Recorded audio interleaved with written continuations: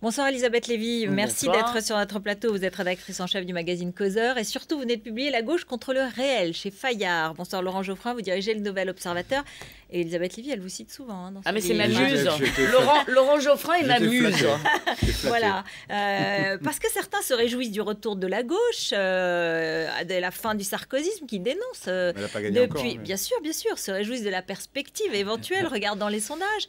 Et d'autres s'en inquiètent, parce qu'avec ce retour, pense-t-il, eh bien, des pratiques anciennes, du politiquement correct, de la police de la pensée, reviendra aussi. Je vous arrête tout de suite, on n'a pas besoin que la gauche soit au pouvoir pour ça. Et la gauche dont je parle, c'est quand même la gauche idéologique qui concerne tout à fait une partie de la droite. C'est pas strictement le camp politique appelé la gauche qui gouverne aussi bien ou aussi mal que la droite, mais c'est pas mon sujet du tout. Donc, les pratiques... C'est le sujet de l'élection. Les pratiques... oui, bien sûr, mais elle était en train de m'interroger sur mon livre, mon cher Laurent. Les pratiques dont vous parlez, et là, non, mais là, et là, je suis sûre que peut-être Laurent pourrait être un peu d'accord avec moi. Les pratiques dont vous parlez, celles qui m'inquiètent... Oui, d'accord, dont je parle et que vous évoquiez, et celles qui m'inquiètent sont que je trouve, et là vraiment, je suis très frappée depuis quelques années par le fait qu'à gauche, principalement à gauche, on ne cesse de bramer contre la parole libérée, de demander des interdits, de demander... Pas tout le monde de demander... C'est vrai, mais on ne peut pas le dire, c'est ce que vous dites. C'est vrai, on ne peut pas le dire, c'est la phrase que vous entendez souvent sur des choses. Il y a des choses qui sont vraies qu'on ne peut pas dire, c'est normal.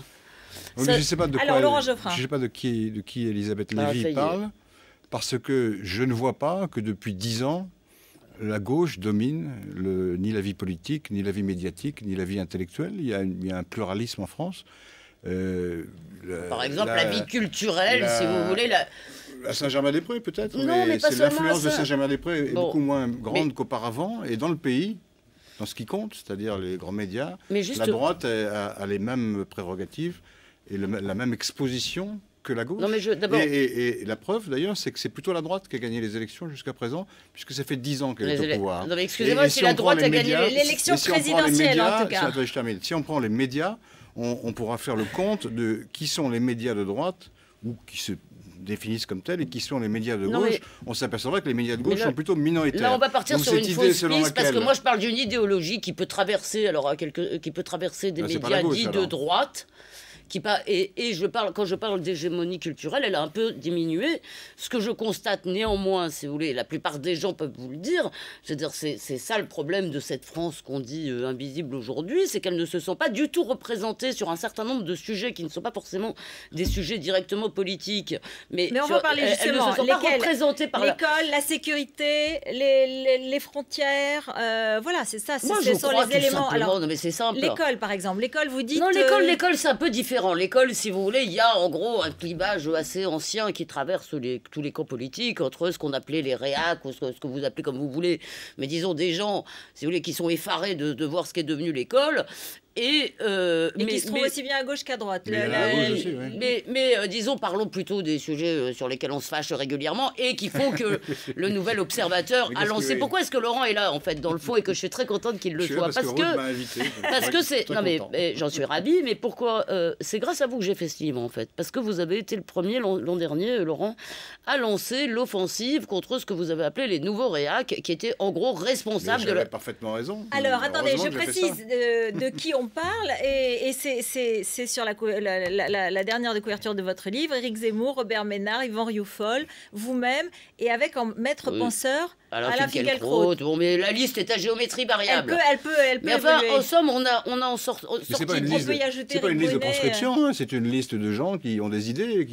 Enfin, c'est une liste de gens, je vais vous citer, alors, j'ai deux têtes. Allons sur le fond un peu, justement, j'y arrivais. Alors, allez-y. La liste sur le fond, en gros, qu'est-ce que vous disiez? Qu'on propage d'abord, il y a une espèce de globalisation permanente des gens.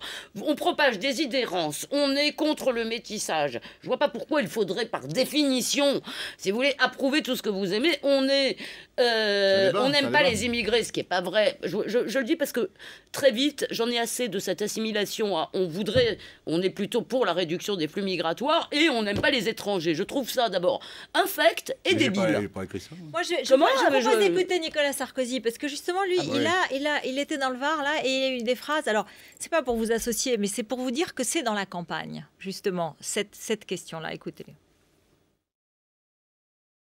La rémunération de ce grand patron est effectivement choquante. Mais ce qui est encore plus choquant, Monsieur Hollande, c'est que les actionnaires qui ont décidé de la rémunération de ce grand patron, ce sont vos amis. La gauche caviar, la gauche bobo, la gauche qui aime donner des leçons de morale et qui n'a aucune leçon à donner.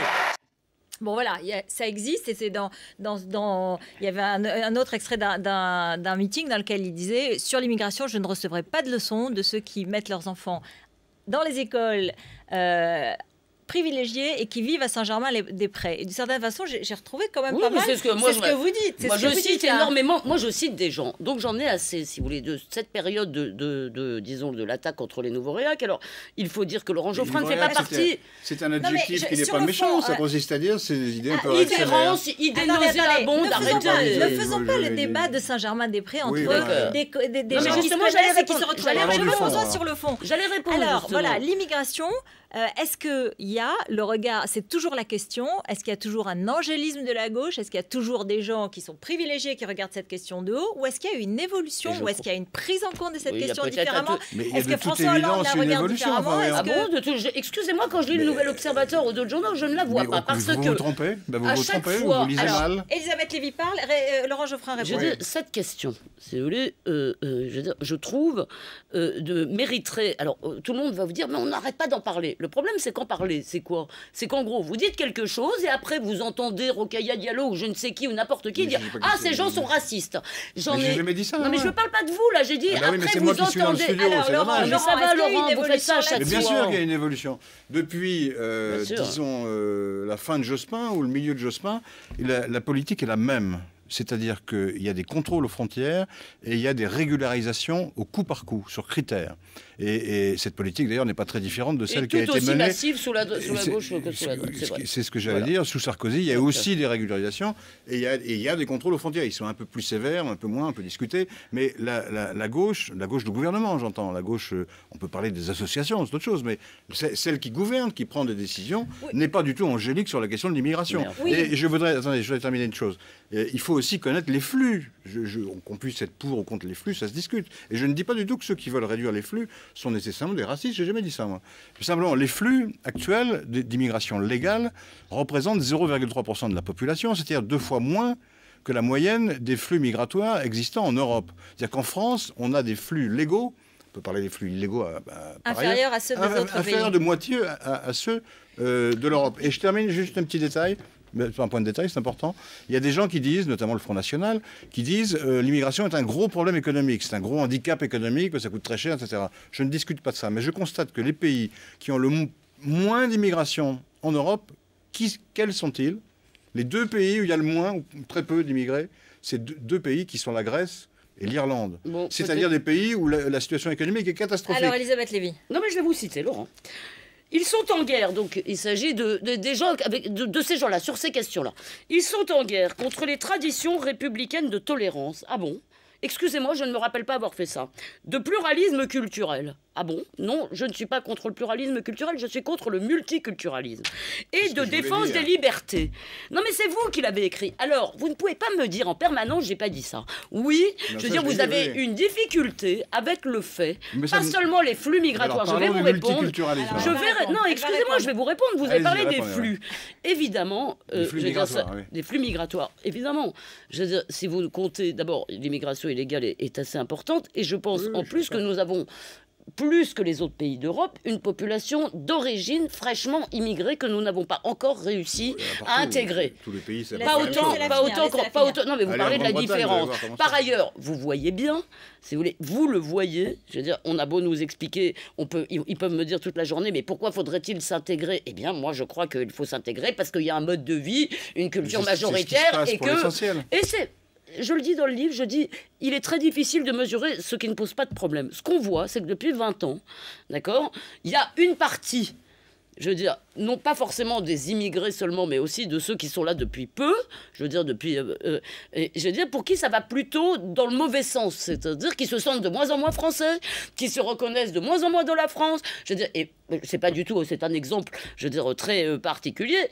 Mohamed Merah est allé à l'école Ernest Renan, ce qui devrait tous nous parler. Visiblement, on n'a pas réussi à lui... non mais, je veux dire, voilà. Oui, bien sûr, bien sûr. Et donc, ce que je veux dire, c'est qu'à chaque fois qu'on pose la question de l'acculturation, et moi je ne suis pas pour pointer des responsables, je suis pour dire comment on fait maintenant.